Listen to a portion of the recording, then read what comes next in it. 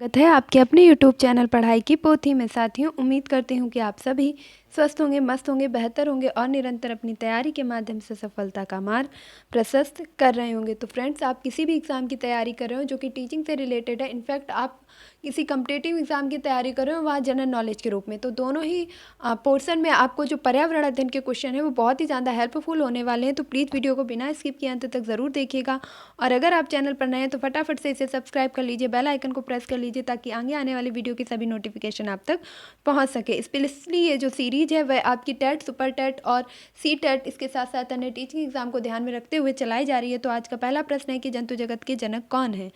प्रश्न है कि जंतु जगत के जनक कौन है। इससे पहले हम सजीव जगत के बारे में कुछ क्वेश्चंस कर चुके हैं, अन्य जो टॉपिक्स हैं उनको भी रिलेट करते हुए कई सारे बहुविकल्पीय क्वेश्चन कर चुके हैं। तो अगर आपको उन वीडियो को देखना है तो आप प्लेलिस्ट में जाकर के उन्हें आसानी से देख सकते हैं। ऑप्शन ए थ्रियोफ्रेस्टस, बी है अरस्तु, सी है चार्ल्स डार्विन और डी है कैरोलस लीनियस। जंतु जगत का जनक किसे कहा जाता है? तो यहाँ पर जो राइट आंसर होगा वह हो जाएगा option number B is the right answer, यानी कि अरस्तु को आपके जंतु जगत का जो जनक है वह कहा जाता है। तो option number B is the right answer. Next देखेंगे और अगला प्रश्न है कि रुधिर का रंग लाल क्यों होता है। रुधिर का रंग लाल क्यों होता है? ऑप्शन ए है हीमोग्लोबिन के कारण, बी है साइनिन के कारण, सी है लाइकोपिन के कारण और डी है मेलानिन के कारण।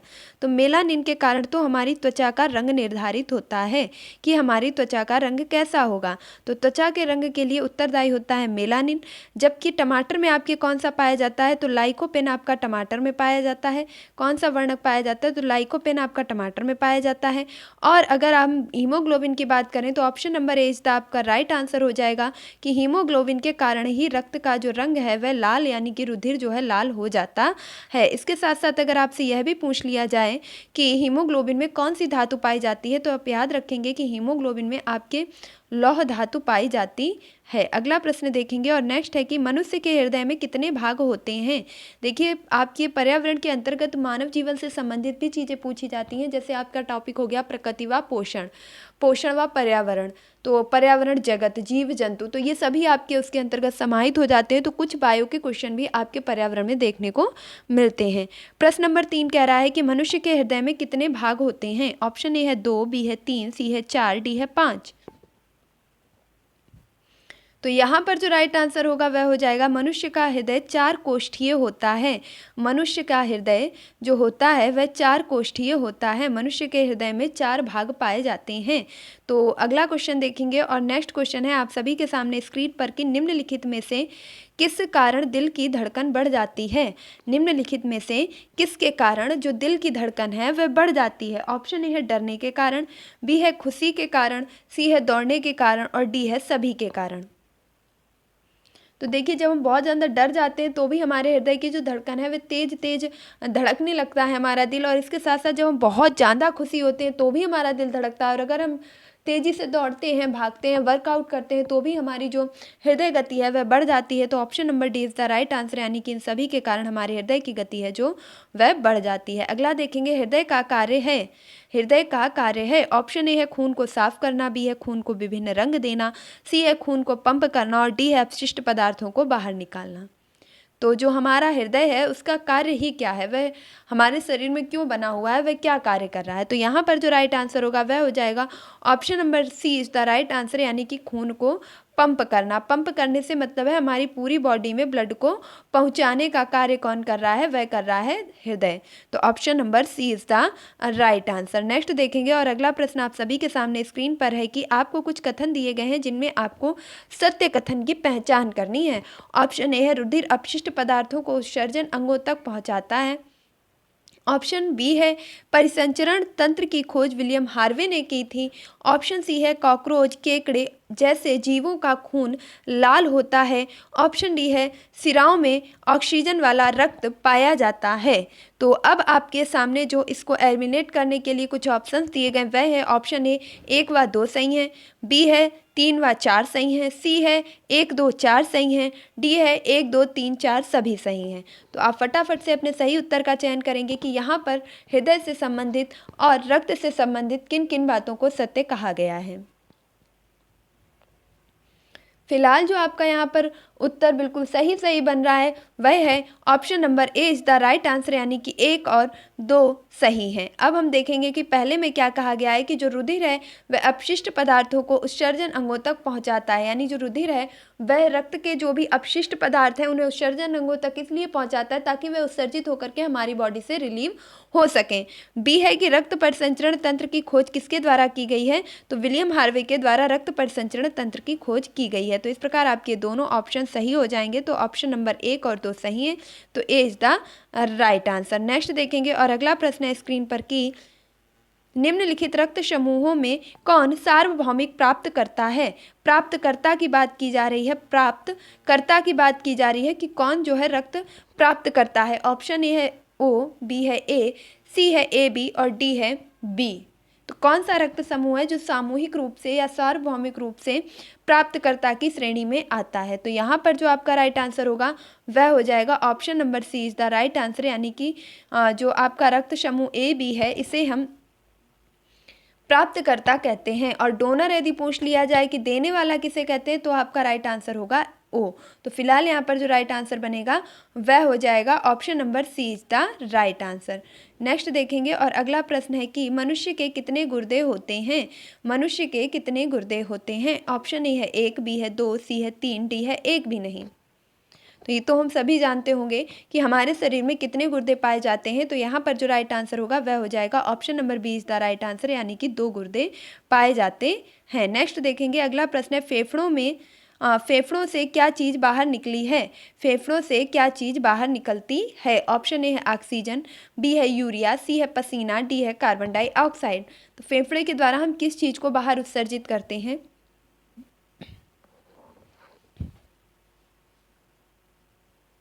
देखिए ऑक्सीजन तो बिल्कुल भी नहीं कि फेफड़ों से हम ऑक्सीजन को बाहर निकालते हैं, जी नहीं, बल्कि जो है हम ऑक्सीजन को अंदर लेते हैं, निकालते नहीं हैं। यूरिया का जो निष्कासन है वह हमारे मूत्र के द्वारा होता है।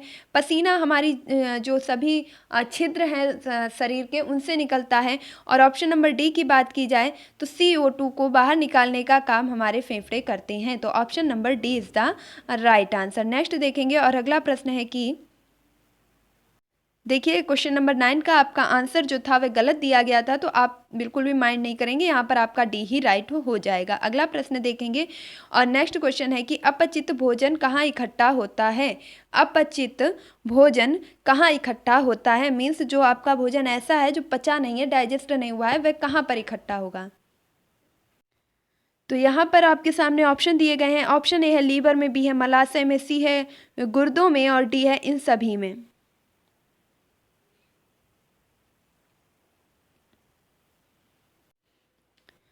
यहाँ पर जो आपका राइट आंसर होगा वह हो जाएगा option number B is the right answer कि अपचित भोजन आपका मलाशय में इकट्ठा होता है। नेक्स्ट देखेंगे पाचन प्रक्रिया शुरू होती है।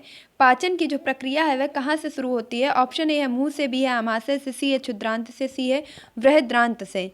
तो यहाँ पर आपका उत्तर क्या सही होगा कि जो पाचन की प्रक्रिया है वह कहाँ से शुरू हो जाती है। तो इस क्वेश्चन का राइट आंसर होगा option number A is the right answer. पाचन की प्रक्रिया हमारे मुख से ही प्रारंभ हो जाती है। मुख यानी कि हमारी मुंह में जो लार होती है जिसमें टाइलिन नामक एंजाइम पाया जाता है, वो भोजन को पचाने में सक्रिय होता है। और हमारे मुख के अंदर ही जब हम भोजन को चबाते हैं तो उसमें जो आपके लार वगैरह है, माल्टोस वगैरह, ये सभी मिक्स हो जाते हैं और यहीं से पाचन आपका प्रारंभ हो जाता है। तो option number A is the right answer. Next देखेंगे छोटी आंत की लंबाई है। छोटी आंत की लंबाई है। ऑप्शन ए है 1.5 मीटर, बी है 2 मीटर, सी है 3 मीटर और डी है 7.5 मीटर। तो जो छोटी आंत की लंबाई होती है वह कितनी होती है। यहाँ पर राइट आंसर होगा option number D is the right answer, यानी कि छोटी आंत की लंबाई होती है 7.5 मीटर। नेक्स्ट देखेंगे पाचन प्रक्रिया के विषय में खोजबीन की थी, यानी कि पाचन के विषय में किसने जो है खोजबीन की थी, किसने प्रयोग किया था, किसने जांच की थी, किसने खोज की थी। तो ऑप्शन ए है रोनाल्ड रास ने। इन्होंने आपके मलेरिया की खोज की थी। किसकी खोज की थी, मलेरिया की।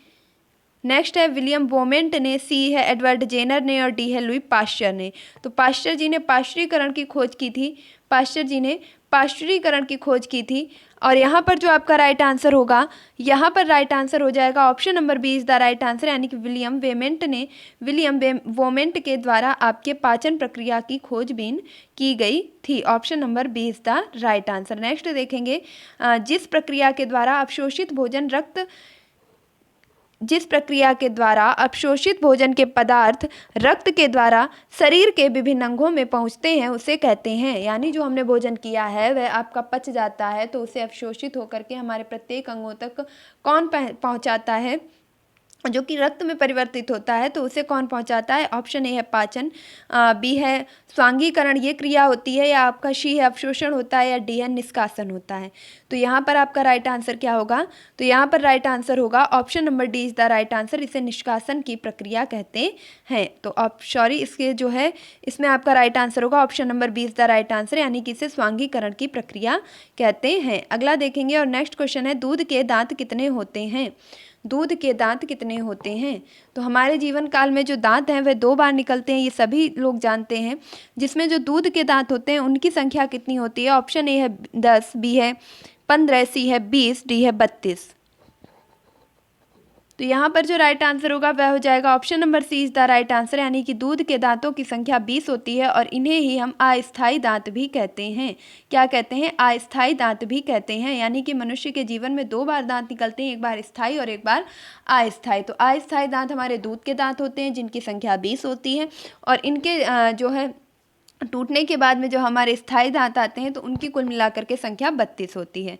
और अगला प्रश्न देखेंगे, नेक्स्ट है कि जल और खनिज का अवशोषण कहाँ होता है? जल और खनिज का अवशोषण कहाँ होता है? ऑप्शन ए है आमाशय में, बी है वृद्धांत में, सी है क्षुद्रांत में, डी है मलाशय में। तो जल और खनिज का जो अवशोषण है वह कहाँ पर होता है? तो इस क्वेश्चन का राइट आंसर हो जाएगा option number B is the right answer, यानी कि वेदांत में आपके जल और खनिज का अवशोषण होता है। और अगला प्रश्न है कि निम्न में से कौन सा कथन सत्य है? निम्न में से कौन सा कथन सत्य है?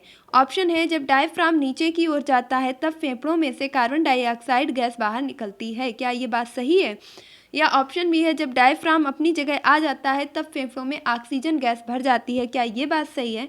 या ऑप्शन सी है उपरोक्त दोनों सही है, या ऑप्शन डी है उपरोक्त में से कोई भी सही नहीं है। तो यहाँ पर आपका जो राइट आंसर होगा वह हो जाएगा option number D is the right answer, यानी कि उपरोक्त दोनों सही हैं। अगला प्रश्न देखेंगे और नेक्स्ट क्वेश्चन है कि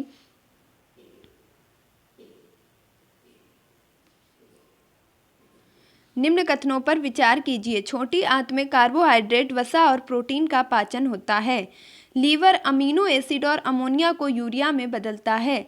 गुर्दे रक्त में से हानिकारक पदार्थ छान लेते हैं। हृदय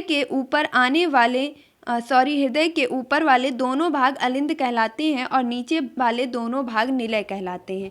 कुछ आपको कथन दिए गए थे, अब इन पर विचार करके यह बताना है कि इनमें से कौन सा कथन असत्य है। ऑप्शन ए है 1, 2, 3 असत्य हैं, 2, 3, 4 असत्य हैं, 1, 2, 3, 4 असत्य हैं, या इनमें से कोई भी असत्य नहीं है। तो यहाँ पर जो राइट आंसर होगा वह हो जाएगा option number D is the right answer, यानी कि कोई भी कथन असत्य नहीं है। तो ये सारे ही कथन कैसे हैं? सत्य दिए गए हैं। नेक्स्ट देखेंगे और अगला प्रश्न है कि भोजन के पचने का सही क्रम है। ऑप्शन ए है अंतर्ग्रहण, पाचन, अवशोषण, स्वांगीकरण और बहिष्करण।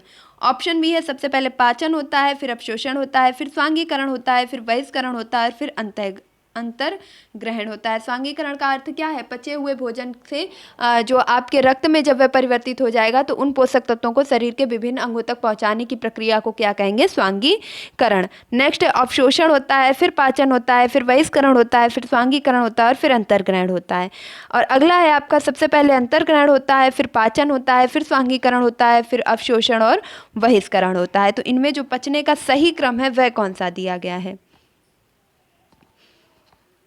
तो यहाँ पर जो राइट आंसर होगा वह हो जाएगा option number A is the right answer, यानी कि सबसे पहले हम भोजन को अंतर्ग्रहण करते हैं, फिर उसका पाचन होता है, फिर पाचन के माध्यम से पोषक तत्वों का अवशोषण होता है और अवशोषण के बाद में उन तत्वों को पूरे शरीर में पहुंचाने का कार्य रक्त के द्वारा स्वांगीकरण की प्रक्रिया करती है और उसके बाद उत्सर्जित पदार्थ यानी जो आपके यूजलेस चीज़ें होती हैं उनका शरीर के बाहर बहिष्करण हो जाता है। तो option number A is the right answer. और नेक्स्ट देखेंगे अगला प्रश्न है कि शरीर में ऊर्जा के निर्माण के दौरान कौन सी गैस निकलती है? जब हमारे शरीर में ऊर्जा का निर्माण हो रहा होता है उस समय शरीर से कौन सी गैस निकलती है? ऑप्शन ए है नाइट्रोजन, बी है ऑक्सीजन, सी है कार्बन डाइऑक्साइड और डी है हाइड्रोजन।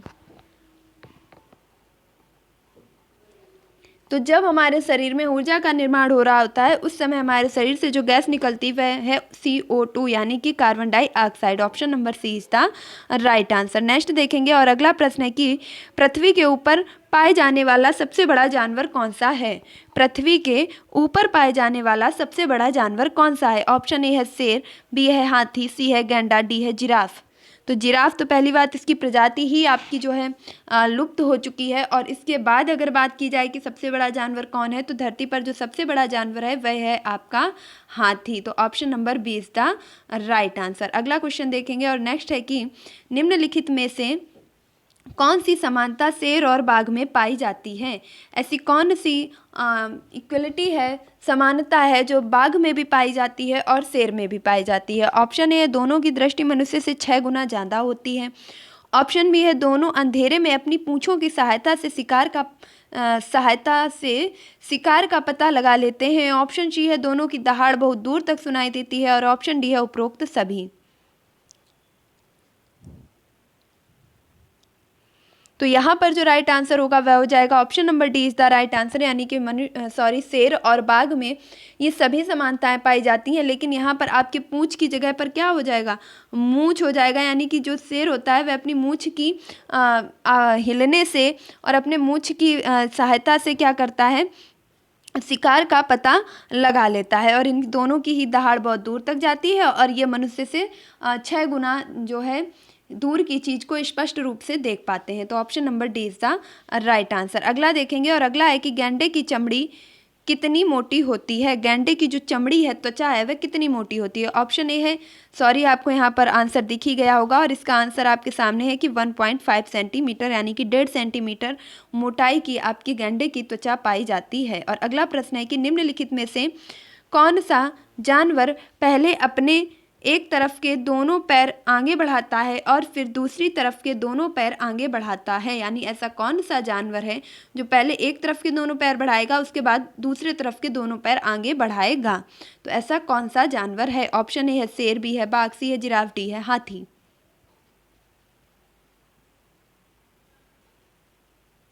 तो यहाँ पर जो राइट आंसर होगा वह हो जाएगा option number C is the right answer, यानी कि जिराफ आपका ऐसा जानवर होता है जो कि पहले अपने दोनों पैरों को आगे बढ़ाता है एक साइड के, उसके बाद दूसरी साइड के दोनों पैरों को आगे बढ़ाता है। अगला देखेंगे और नेक्स्ट क्वेश्चन है कि आज का नेक्स्ट और लास्ट क्वेश्चन आप सभी के सामने स्क्रीन पर, निम्नलिखित में से कौन सा जानवर अंडे देता है।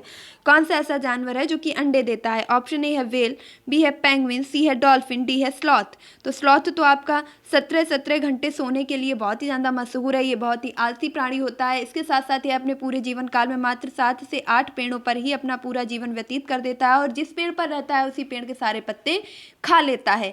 एक सप्ताह के अंदर ही यानी 7 दिनों के बाद ही यह मलमूत्र के लिए नीचे उतरता है, बाकी समय क्या करता है, सोता ही रहता है। तो सबसे आलसी जानवरों की श्रेणी में आपका स्लॉथ ही आता है। पेंगुइन आपकी ना उड़ पाने वाली पक्षी है, ना उड़ने वाली चिड़िया के नाम से या ना उड़ने वाले पक्षी के नाम से किसे जाना जाता है, तो पेंगुइन को जाना जाता है। जबकि यहाँ पर पूछा गया था कि अंडे कौन सा जानवर देता है, तो आपका जो राइट आंसर होगा वह हो जाएगा option number B is the right answer, यानी कि पेंगुइन आपके अंडे देती है। तो option number B is the right answer. Penguin क्या करती है, पेंगुइन आपके अंडे देती है। तो ऑप्शन नंबर बी आपका बिल्कुल राइट हो जाएगा। तो इस प्रकार हमने आज के सेशन को कंप्लीट कर लिया है।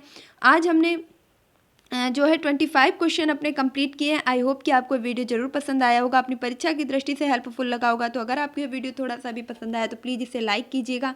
आपका एक लाइक मुझे नेक्स्ट वीडियो लाने के लिए बहुत ही ज़्यादा इंस्पायर करता है और प्लीज़ इसे अपने दोस्तों के साथ शेयर कीजिएगा। और अगर आप चैनल पर नए हैं, आपने अभी तक इसे सब्सक्राइब नहीं किया तो फटाफट से इसे सब्सक्राइब कीजिए, बेल आइकन को प्रेस कीजिए ताकि आगे आने वाली वीडियो की सभी नोटिफिकेशन आप तक पहुंच सके। मिलती हूँ अपने नेक्स्ट वीडियो में, तब तक के लिए खुश रहिए, मस्त रहिए, पढ़ाई में निरंतरता बनाए रखिए, अपने माता पिता गुरुजनों का सम्मान कीजिए और इस प्रैक्टिस सेशन के माध्यम से अपनी तैयारी को और भी ज़्यादा बेहतर बनाइए। मिलती हूँ नेक्स्ट वीडियो में, तब तक के लिए ज़्यादा से ज़्यादा लाइक कीजिए, शेयर कीजिए और चैनल को सब्सक्राइब कीजिए। Thank you for watching this video.